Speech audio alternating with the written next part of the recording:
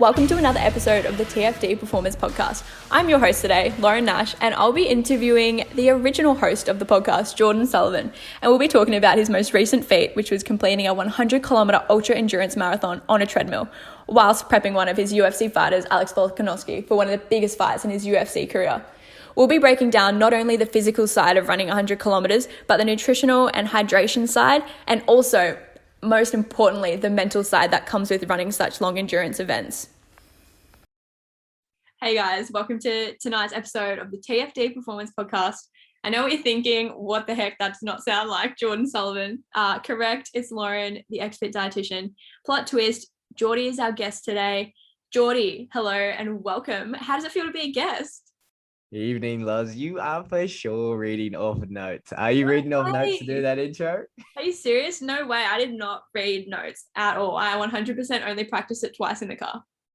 I remember when I first started the podcast, like years ago when I first did the Fight Science podcast, I would stuff up the intro so bad every time and spend so long in post edit trying to like edit it all out and make it sound nice. But you smashed that, so good work. Yeah, thanks. Well, yeah, that's what you get for bagging me out about rehearsing. You know, it probably would have been even better had I rehearsed it possibly maybe an extra few times. That's it. But you're taking the reins tonight. I'm going to leave it to you, Loz. You take over. Well, I guess, you know, anyone that follows you would probably know that you just did something really hectic whilst you were over gallivanting in the States. 100 kilometers on a treadmill. Can you, like, why? Honestly, just how did this come about? Yeah, it was 100 Ks overnight on a treadie the night before Volko fought. So it was the night of his weigh-in. So it was like a long couple of days with the weigh-ins the night before and then the fights the next night. But the way it came about is that I guess I was training. I was meant to do a 100-kilometer race up in Noosa here in Queensland in March, at the end of March. And then obviously I was away for these fights with Kai France and Alex Volkanovski. And me and Kai have worked together for a long time. And when I decided to do the 100 kilometers and I said, okay, I'm going to register for this and do this and commit to this training, I thought, if obviously I travel a lot for work. So I was like, if these certain athletes need me to be there, and it was only three of them that have done a lot for me and helped me a lot. And I said, you know what, I won't do it. And it was like one of my best friend's birthdays that weekend. And I said, stuff you, I don't care. I'm still doing this thing. I'm not training this long. But I think, yeah, quite a while into the training, I think Kai got the call like the end of January or whatever it was. And he said, hey man, like got a title eliminator fight. We're going to have to go to Columbus, Ohio. And I was like, oh, what date is that? And he was like, oh, it's like, it was the weekend of the race or something. Like he was fighting March 26th. And I'm pretty sure that was the exact date of it. So all that training and then, had to go over with Kai. And then Alex wanted me to go over as well. So it ended up being like a nearly month-long trip. Yeah, that's pretty hectic. So you were training for an ultra. How long, you said you got the call in January, obviously 100 Ks, you had been training for a little while. When did you kind of start training solely for this event?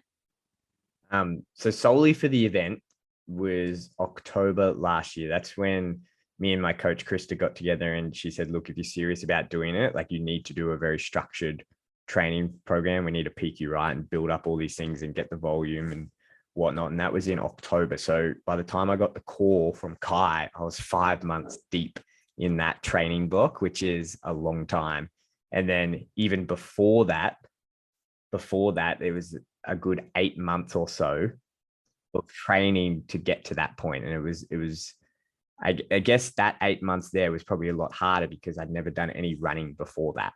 So all that training up until that point was kind of getting me ready. And before we'll get into it, I hadn't even run 10 Ks. I ran like my first half marathon. I ticked off like 25 and then 30 and then ticked off a marathon. And that was all relatively quickly. And then so like within that 8 months, I kind of became a runner. And then she was like, well, if you want to do the ultra marathon, you need like 6 months of ultra marathon training. And I was like, oh crap. So yeah, it kind of started at January last year and then ultra training was October. That's pretty impressive because I mean, you know, like, yeah, I dabble in running every now and then, but I don't think I've ever run more than 10 Ks. So for you to kind of go from, you know, not a runner to then running 100 Ks within, say, just over a year, that's pretty epic.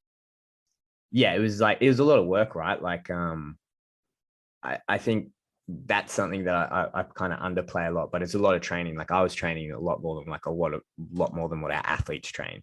Yeah, Like yeah. What was a typical day like for you in terms of that lead up? Obviously, you'd have deloads and different training days and different types of training, but kind of on average, say how many Ks, how many hours a week would you say?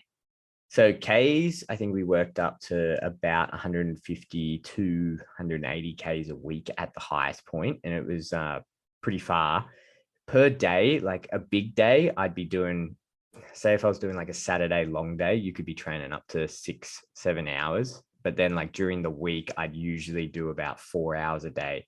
So 2 hours in the morning, 2 hours at night, or I'd do a longer run and do like 3 hours in the morning and then 1 hour at night.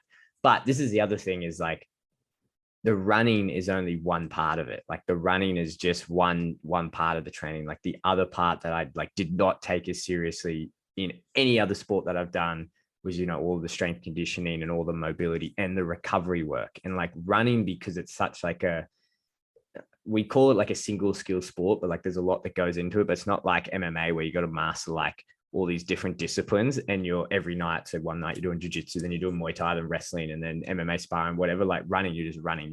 You're obviously doing like different tempos and different paces and whatnot, but you're essentially working the same muscles over and over and over again. So like getting that recovery right and then getting your body to a point where it's strong enough to support that volume and then slowly increase it was something I didn't really respect that enough. And then at the start, when I started, in January last year, I got some really bad injuries that made me like sit back and be like, fuck, I got to really take this seriously and like start doing that. So like a training week, yeah, it was a lot of volume in actual running as well, but it was like so much, or it still is, it's so much in terms of strength conditioning and in terms of like recovery and then doing active mobility and things like that.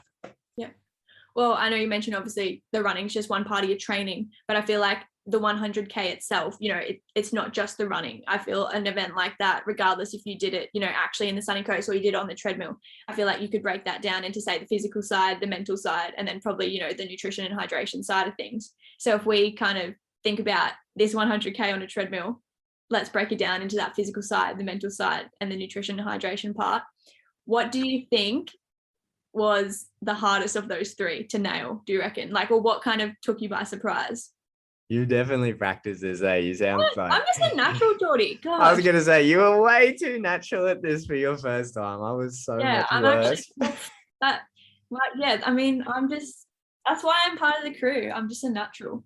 That's a good question though. So physical, mental, and then like the nutrition side. So I guess, like I was saying, like the physical side was hard because I hated running, and that was a big part. And I guess we can go into why I started to do running, which is like a bit of a weird, probably not on brand type story but we can talk about it. But like the physical was hard. That was like very appealing though, that I didn't know how to run. Like I didn't know that much about it. Running for me was just something that I used to do when I was cutting weight for jiu-jitsu comps. Like I wouldn't even know how to run. It was like 4 kilometers I'd run. I'd be like in a sweatsuit or whatever, and I'd run around. Like it was like a 4K block as fast as I could, and it would be horrible, but I'd just do it to cut weight. And like, so I hated running. I just absolutely hated running.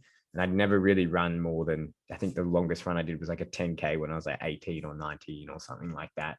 But so like the physical side of it was hard because you had to change your entire body. Like my body was more built for like martial arts. And like, when I say that is like, my ranges of motion and my strength and my hips and everything was like essentially for me wrestling or kicking or being on my back and putting people in submissions, which is a very different range of motion than what it is like running on the pavement.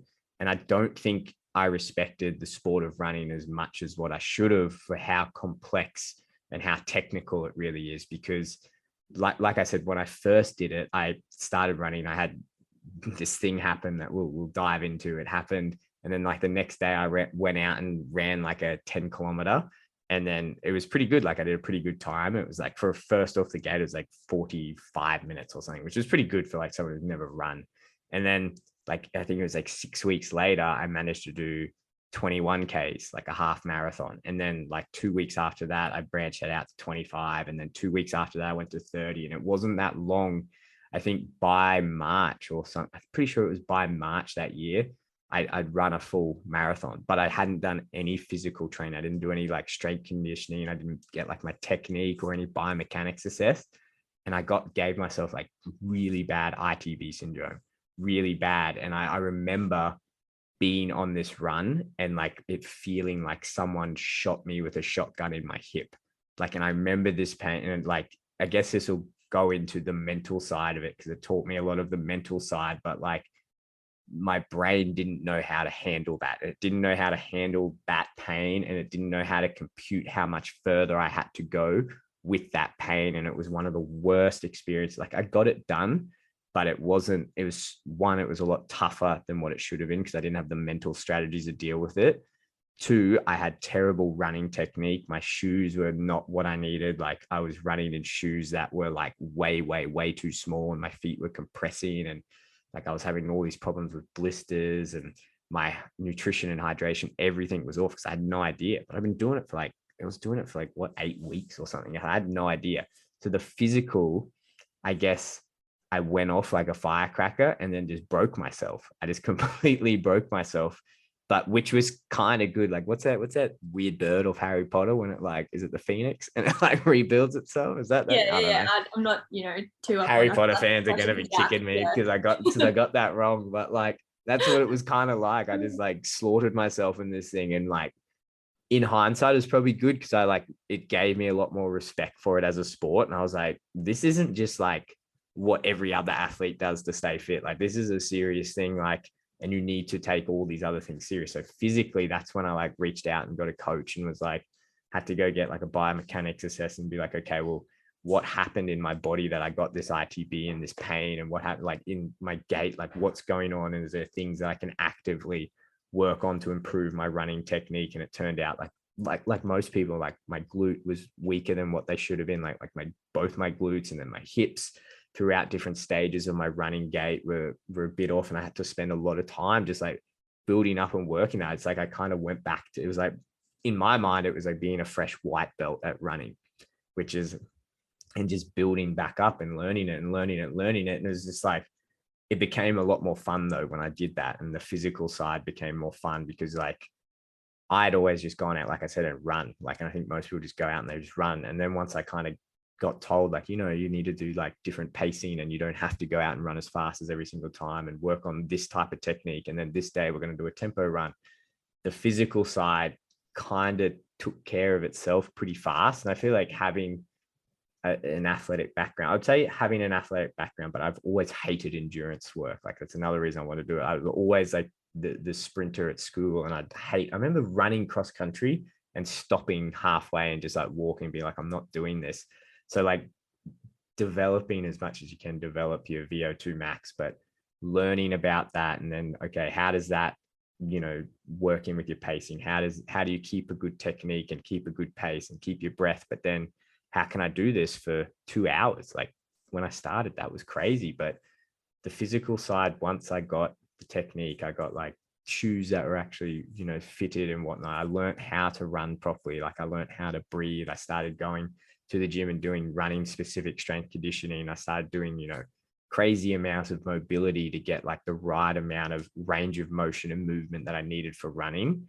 It went pretty fast, and I wouldn't say I got really good at it really, really fast, but I feel like I just committed to it completely. So the physical side, it became really fun. But then I guess like the next part of it was like the mental. And I think that's what attracts a lot of people. But I'll let you talk because I'm blabbering. No, that's a good point. And I think as well, especially like you said, you just got out there and you would run. And I think, even myself trying to get into the triathlon scene, you swim, you run, you ride. They're things you learn as a kid, you just get up and you go for a run, or you hop in a pool and you swim. But when you actually look in a bit deeper, it's crazy how much goes into it. Like you said, the biomechanics, the skill, like, for me, doing a snatch, I feel like that is a lot of skill, and, you learn all these different techniques. But then going for a run, you think, oh, I'm just going for a run. But when it gets to, your level, you're running 100 Ks. If you're not running properly, obviously you're going to start getting those injuries or have those problems. So I think it's a good, for people especially that probably don't run, they would see running as, okay, cool, just going to go put on my shoes and go. But there's so much more to it than that. What you mentioned, it's pretty hectic. Yeah, that's the thing, right? And I think it's fine. And a big thing I struggle with, and this is going a bit of a segue, but I'll bring it back, is like when I started running, like I'd always look at everyone else that was out there running, and I'd always be like, oh shit, like she's going so fast, or he's like so fast, or whatever. And like, I'd always be like comparing myself to everyone.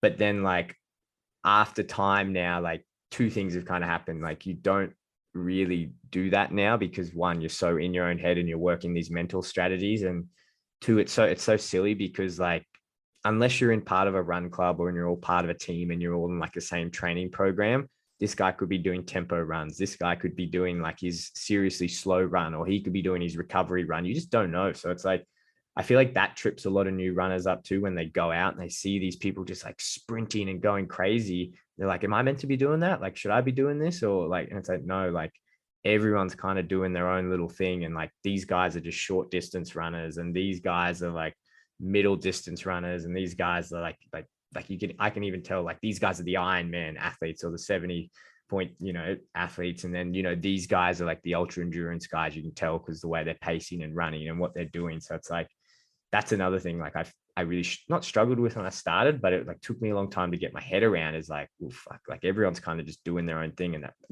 What I want to bring it back to is like, it's so important to get a coach and get someone who's looking at your biomechanics and even just giving you advice about shoes and, how much mileage should you get in there? And how much mileage should you be doing each week? Like what paces should I be doing for like, if I'm following this 80-20 principle or whatever, what pace is my 80% and what pace is my 20%? So it's really important that one, you get a coach and get someone guiding you in that. And two, you just realize like everyone is at their own different stage with it. For sure. All right. So far in the podcast, for people that are listening, key takeaway points so far: 1, get yourself a coach; 2, get yourself some good shoes; and 3, don't compare yourself to others. Just stay in your own lane, literally. Yeah. I could go on about shoes. I'm kind of torn on shoes, if I'm being honest, because I've seen when I started all this, I went through a bunch of people, right? Before I found my coach, Krista. Like Krista Fletcher she's probably one of the biggest reasons that I've been able to continue to do this, because she's so good at what she does. And one of the things that she told me that really helped me out, that I struggled with because I got told the complete opposite by 4 other coaches, or they weren't my coach. I never took them on board. But they told me, like I had 2 of them tell me that I'd never run longer than 15 kilometers. I'd never be able to do a half marathon. And the reason being is like my biomechanics. And I was just talking to someone about this, like boxing from a young age and skipping so much. I have such tight soleuses and gastrocs. And a part of it is hereditary. Like my dad and my brother both have them. Like we have terrible range of motion in our ankles. And most people know, like if you do that test when you go up against the wall, you put your toes up against, you try to get your knee to the wall. Like you're meant to hit a certain number to be able to run. I do like the worst of the worst. I went to a sports podiatrist, and he pulled all these other physios in the room. He was like, look at this guy. Like he can't do this. It's crazy. Like he wants to be a runner. And I was like, fuck, I was like sitting there, I'm like, come on, dude. Like what the hell? Then I had another guy be like, yeah, you're never going to be able to like do these distances because biomechanically, your body doesn't work. Like it doesn't work properly. And then once I found Krista, she had a totally different take on it. Like one, her being a runner herself, but she's like got that sports background.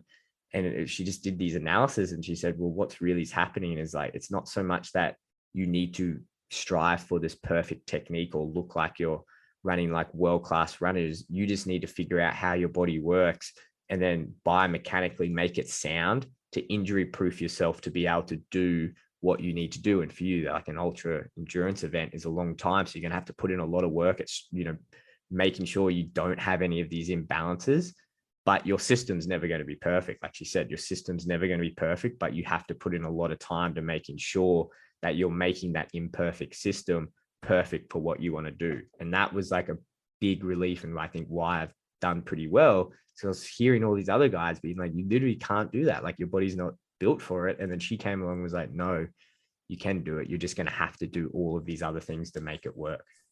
Nice. Well, it's always good to have someone on your team. Hashtag build different. All right. So that's the physical side, mental side. I mean, apart from the fact that you are mental for wanting to do that, 100 Ks on a tread out, honestly, couldn't think of anything worse. Yes, I mean, ideally you would have been out in the wilderness, probably battling the sun, which would be a totally different issue. But, let's talk about the mental side of things. What was going through your head for all of those 100 kilometers on a treadmill? Yeah, that's a good question. I guess the mental side of it is the interesting thing. Like, and that's the first question whenever you say this to anyone, like, oh, I did this, or I'm training for this, or I like running 4 hours every morning and 2 hours. They're like, they're like, why do you do that? And it's like hard to explain. I think it's hard to explain without giving like context of like other things. But I guess for that particular 100K, there's something that you do, and I can't remember what the sports psychologist term is, or in my mind, I call it like signposting. And when I say signpost, I think it's called like accumulative perceived effort or something in sports psychology or something. And that's like if I said, hey, Loz, give me 100 push-ups. And then you're like, okay, like I got to do 100 push-ups. I'm going to break this up into like 10 push-up bits. And that's how I'm going to like mentally get through. I'm going to do 10 and that's 10. Or when I get to 50, that's going to be halfway. And then I'm halfway to 100. But then if I said like, okay, Loz, give me 1,000 push-ups, then like your sign, but your signposting is different, right? Like, so your signposting, you probably break that up into similar, like 10 little segment bits, but it's 100 push-ups, 200 push-ups, 300. Like that's similar to what you do with these distances. So like I can go out and run, I don't know, like this morning I did like 16 Ks. Relative effort for the pace that I was doing probably felt similar to the 100K because of how you signpost that in your head, or like how I did. So when you break up the 100K, like the strategy that I had, and it was more for like the mechanics of the actual treadmill, was like every hour it would reset and it would take like 1 minute to reset back.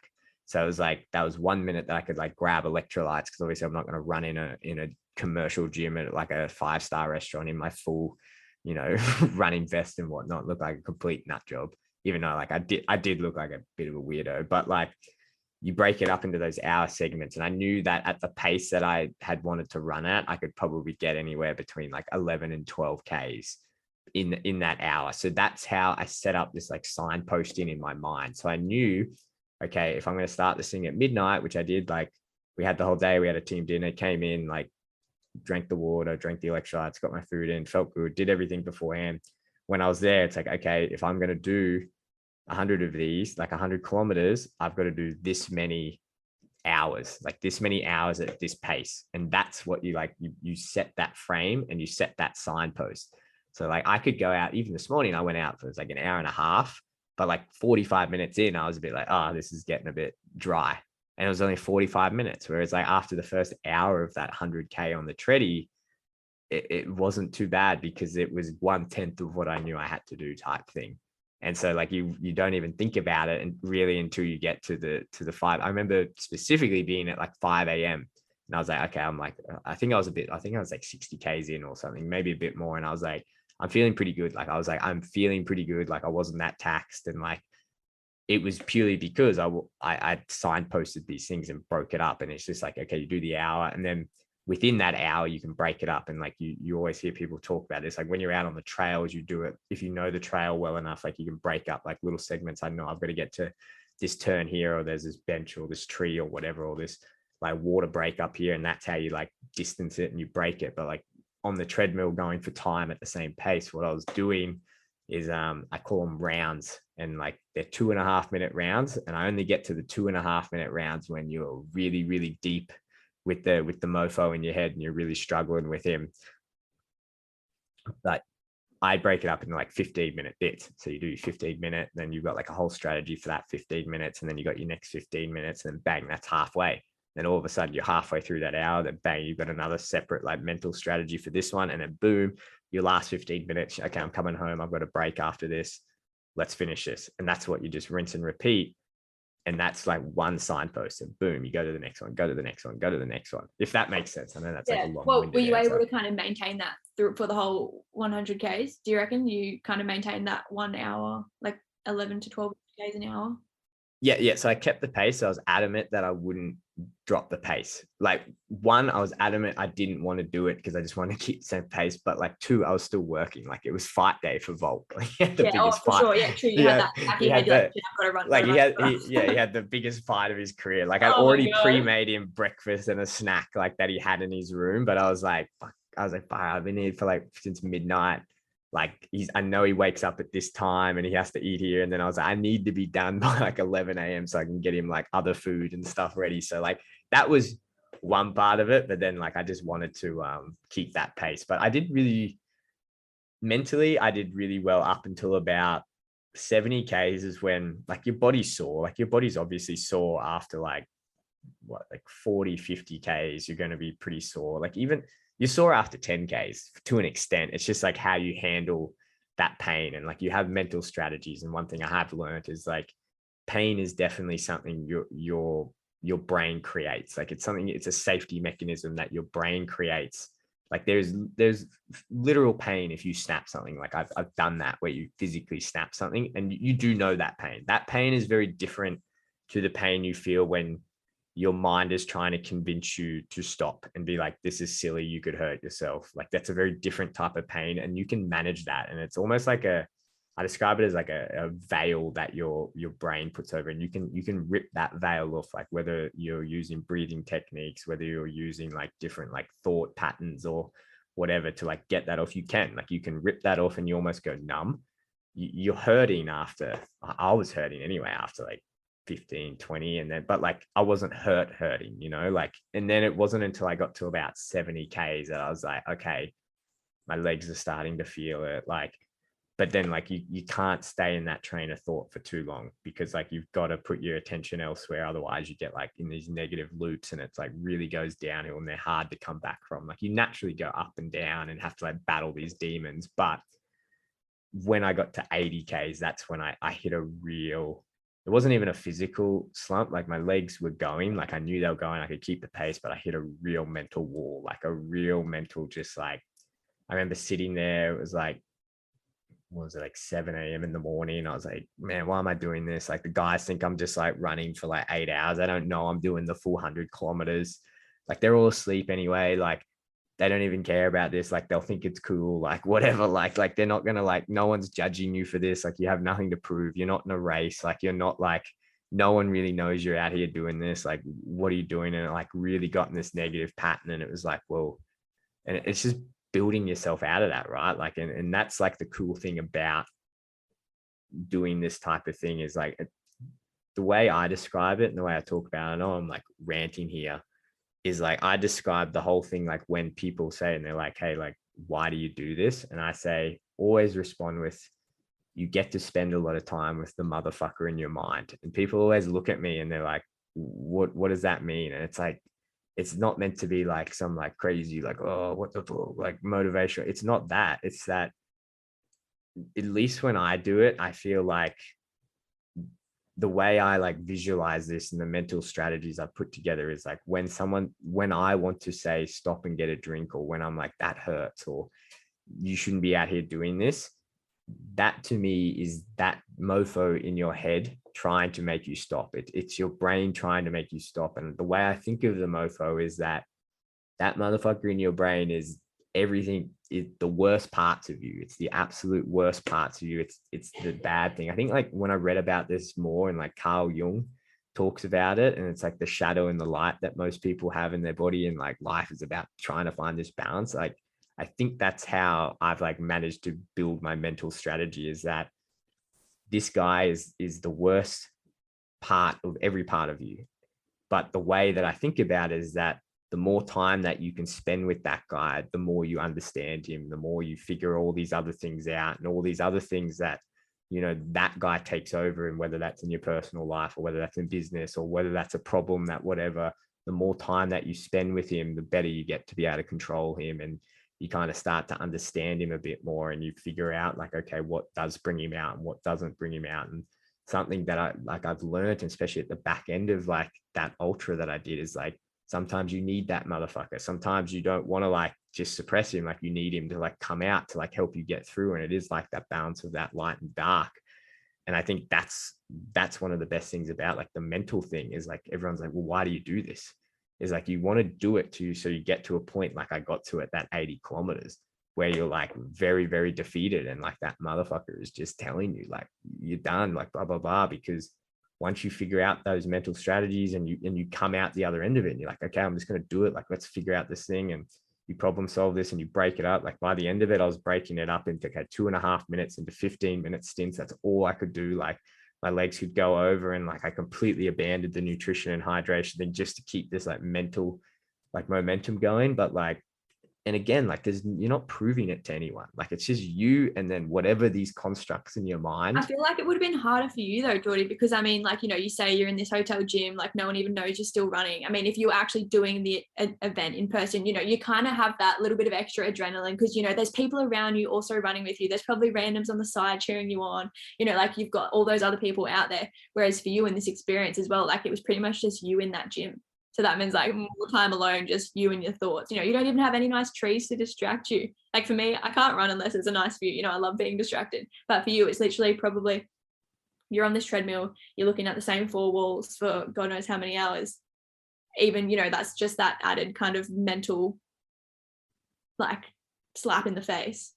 Yeah. Like the thing is like, when you say it out loud and you say it to people, I think it really like it blows their mind and they're like, holy, like you just ran for 10 hours. But like in my mind, I think like I'm working up to 100 miles. So I've got to do like 60 Ks on top of that across like these mountains where we climb like crazy elevations. So like in my mind, I'm like, that's not even that bad what I did type thing. And then I think of like crazy stuff like Big's backyard where they run for like 4 days straight and you know, or like the Barclays or whatever. Like it's just crazy things that people do. But like the one thing that I've like learned to appreciate from this whole thing, it's a mental journey, right? Like your body is so capable of outstanding physical capabilities and like but it's a weird thing to go through mentally because all you have to do is just keep going.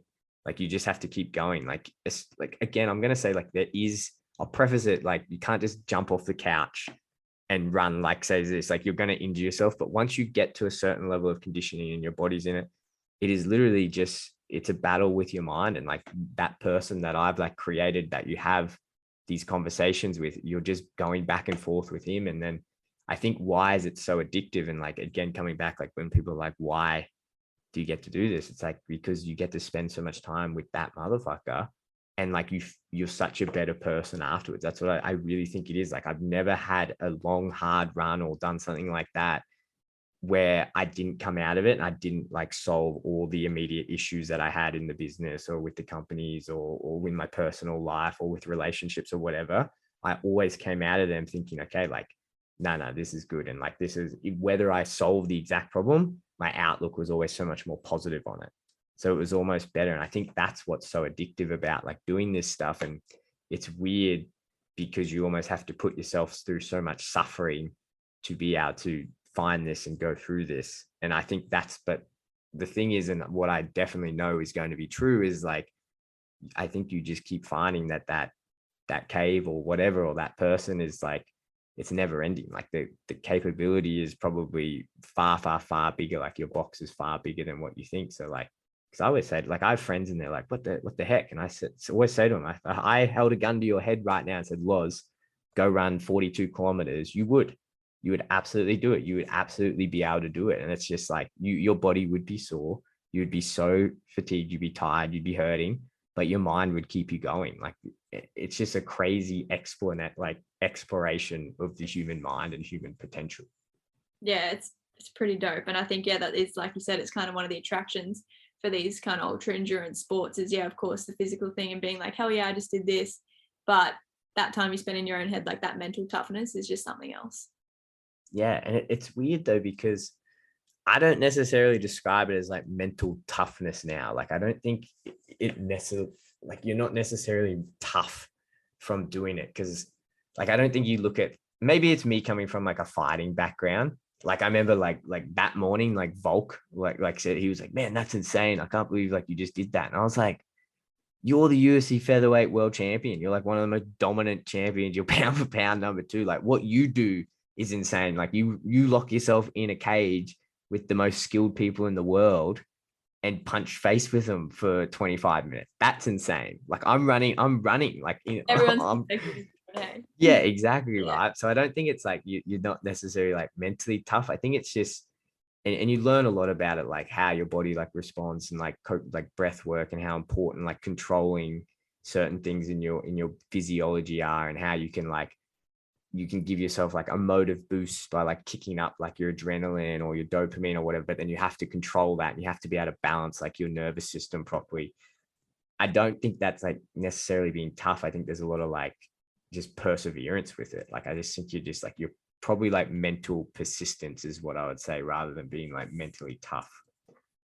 That's epic. Well, you said you are training now for a 100-mile event. Is that correct? Is that the Yeah, next part for you? so that's the ultimate goal. So like the ultimate goal is to do 100 miles. So I am gonna do the 100 kilometer on the trails. I think I just love trail running. Like I think most people who get up in the trails, I think running on a treadmill is weird, like you said, because there's really not a lot of stimulation around there, and it is like mentally you have to do some weird things to get through that. But like when you're on a trail, it's awesome. Like even if it sucks, it like you can look around and it's just so beautiful. Like there's nothing better than like looking around and being around, especially like the type of people this sport attracts is like really, really cool as well. Like, and that's something you don't get on a treadmill. Like I noticed like I turn my phone off for most of it, then like putting my notification on and getting like a ding, and like you're so depleted in your body that like that dopamine rush that you get from getting like a notification, like you feel that rush. And that got me through like one of my 2.5 minute rounds. But like you're constantly getting that when you're on the trails. Like you're constantly seeing, like you're looking at birds or the trees, or like you see someone run past and you're like, hey, whatever, or like, you know, so you've constantly got that motivation. So trail running's a lot funner. But yeah, I'll get a couple of them in, but ultimate goal is work up to a 100-mile race, and then ultimately then go into the Ironmans and whatnot. I think again, it's like I don't think it's the physical. I think you could do this for whatever. Like you could, I don't know, like unicycle across Australia or something. Like you could do whatever physical pursuit. I think it's the attraction is what you go through on your mind. I think that's what attracts so many people to do this weird stuff. Alrighty, well, last part of things, given that, nutrition is our specialty, do you think you nailed your nutrition and hydration for this event?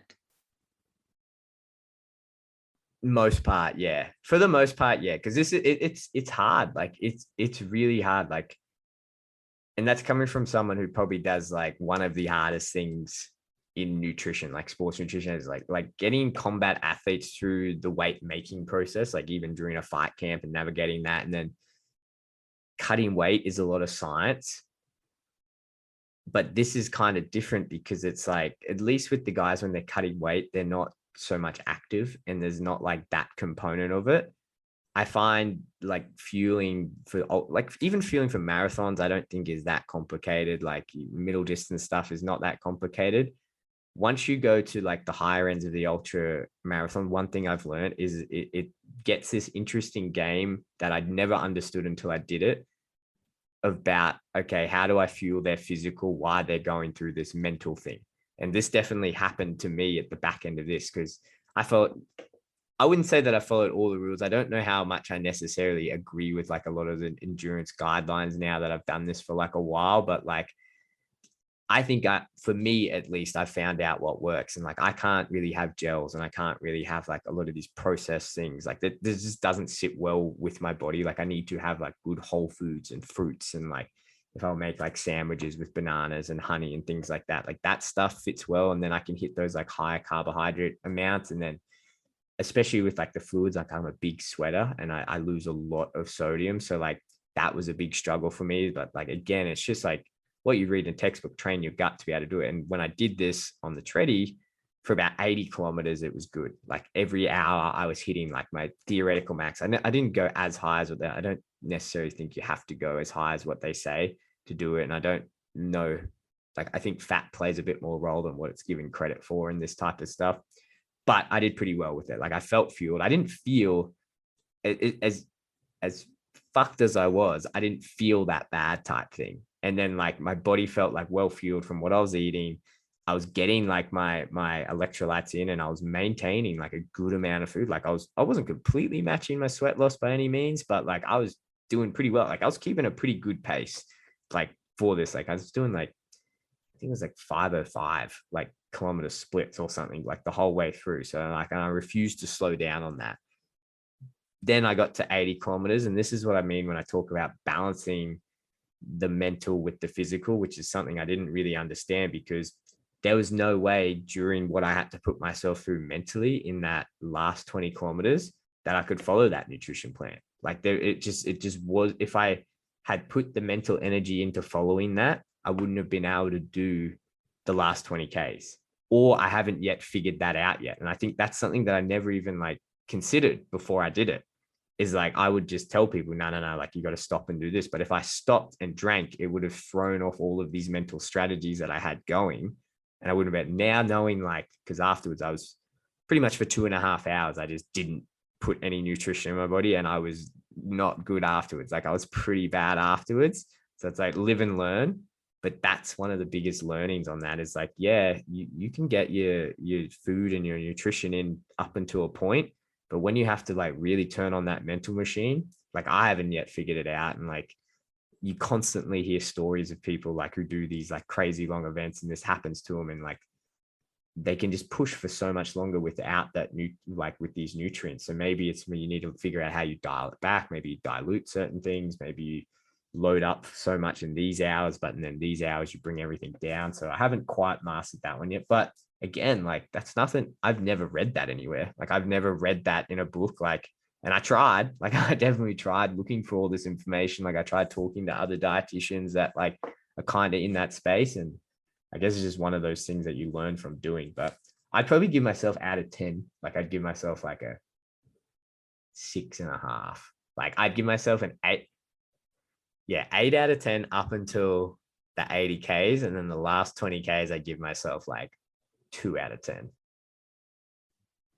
I mean, that's a cool thing, I think, with, just endurance nutrition in general. It is really cool. And, there's all these numbers out there, all these like amounts of carbs and electrolytes that you should aim for every hour. But like, that's just the theoretical, like the reality is, you're going to have those mental barriers. You're going to feel like shit. Like there's so many other factors that kind of dictate, okay, this is what the book says, this is what the literature says. And I think for you, having that firsthand experience is not only going to be awesome for you moving forward with future endeavors, but also, guiding athletes and guiding clients through similar experiences, because you realize, okay, I'm going to be telling this guy to have X amount of carbs at this point in their race, and they're going to start feeling like shit. So here are strategies that we can overcome these things.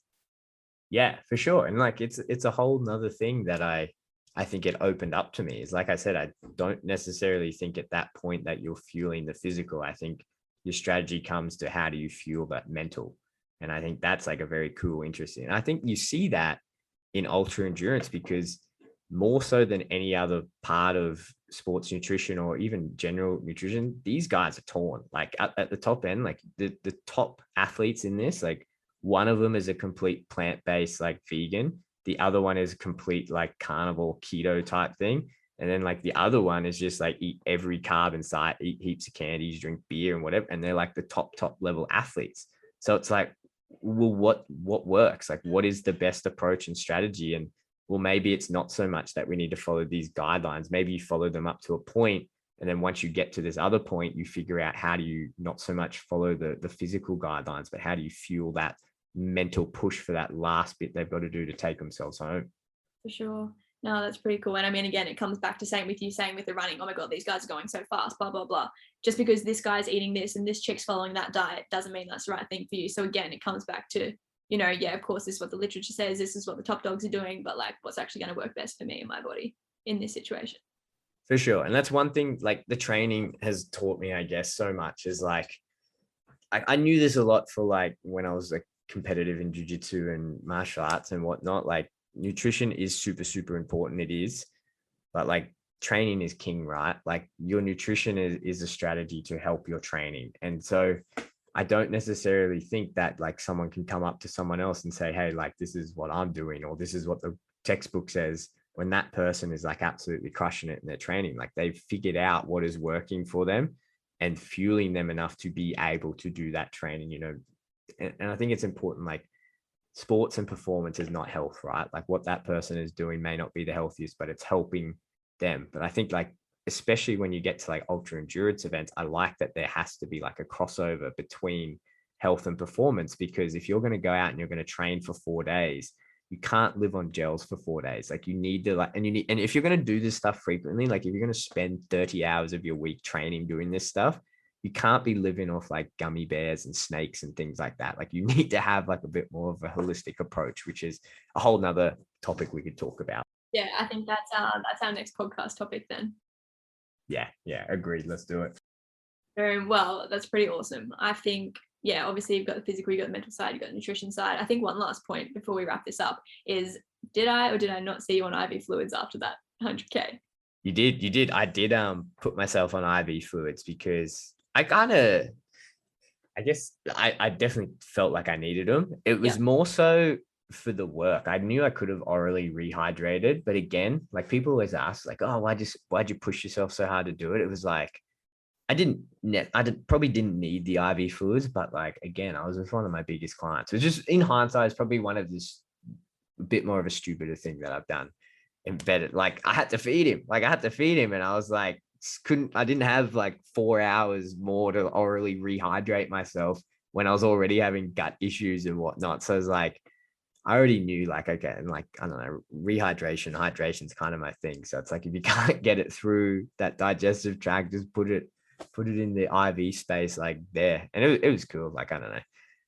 Yeah, that it, you know, I felt a lot better. Like I was feeling kind of better when I got to the IV clinic anyway, like just from orally rehydrating, but I'm glad I did it because I had to boot back there and like cook dinner and do all these other things. And then you have to like engage in a conversation with this athlete about his like pre-fight nutrition before he does like the biggest fight of his life. So it's like, I'm glad you're all there. Yeah, I'm glad I wasn't like completely messed up and like kind of not on the ball for that, because I obviously got a good result. And if it went any other way, I'd always be like, oh fuck, you know, like how much did I play a role in that by not doing this and whatnot. So yeah, that was probably a bit too selfish of me to do that on Volk's fight day. But hey, thankfully it all worked out. You got your 100Ks in. Alex, he won. So I think great news all round. Really couldn't have gone any better. Couldn't have gone any better. But yeah, I think my advice for you next event is try and do it when you don't have that, you know, that added stress of like, shit, I've got to cook some brekkie after this. You know what the worst part? I don't want to drag this out too much, but the worst part was the sleep deprivation, which is a whole nother thing on itself. And I'll say this quickly just so people have like an idea, because when I came home, I had like a 30-hour commute and I slept 90% of it. And the reason I slept 90% of it is because we had our weight cuts on that Thursday night. So on the Thursday night, we started weight cutting. Weigh-ins were Friday at 9 a.m. So we finished weight cutting about midnight, started again at 5. So I had to clean the room, go back in early, prep. So I had probably had like 3 hours sleep overnight Thursday night.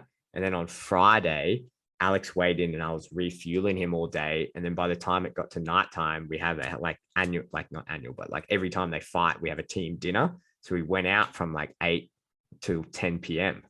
So like I was up all of Thursday, then up all of Friday at the team dinner.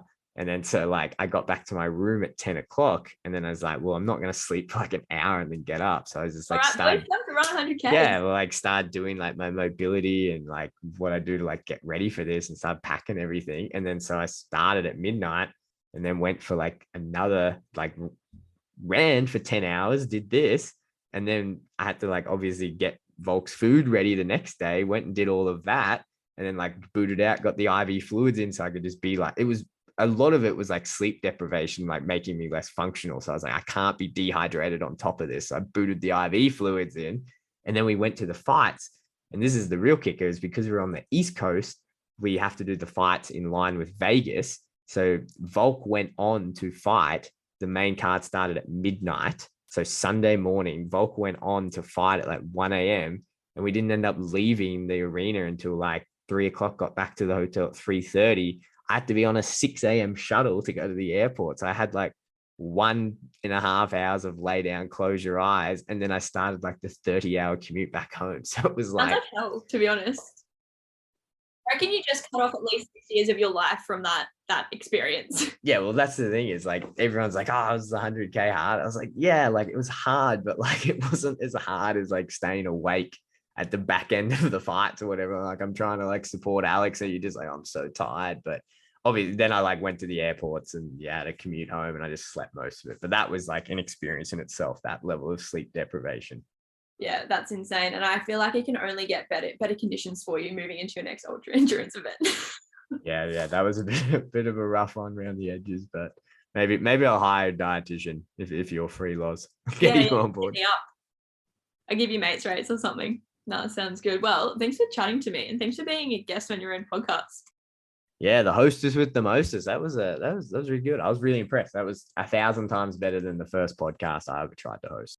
Oh yeah, well, I've always got to try and one up you, Jordi. So I'm glad. Yeah, it's true. The young bucks are coming for the old bulls, eh? I'm gonna get you. But yeah, well, I reckon one of our next potties we're definitely going to talk about endurance nutrition. I think it delve a little bit more into that space because yeah, it is super interesting. And yeah, of course, the literature says this, but you know the realities of it all. So I think yeah, a couple of good potties on the way as well in that area.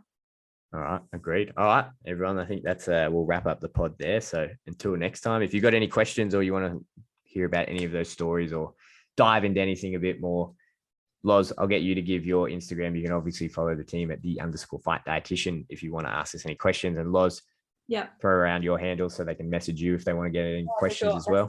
Time at the Xfit Dietitian. You will find me there. So until next time, I'm out. Jordi's out. Peace out. We're done. We're done.